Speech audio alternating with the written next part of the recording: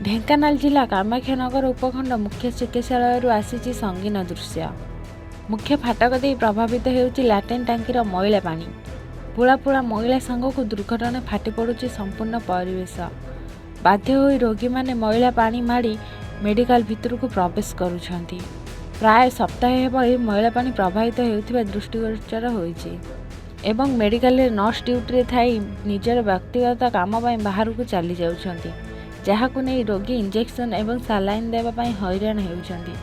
दायित्व रे अवहेला को नै साधारण असंतोष देखिबाकू मिलिछि, जहाकु नै तदंत हेबाकू निर्देश दैछंती ढेंकानाल जिल्लार मुख्य चिकित्सा अधिकारी।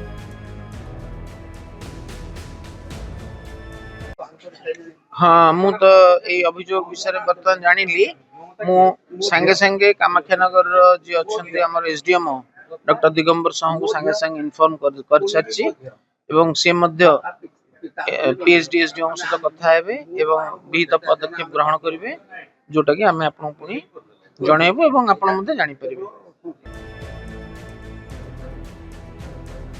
ढेंकानाल स्वतंत्र प्रतिनिधि अक्षय कुमार नंदक रिपोर्ट A1 ओडिशा।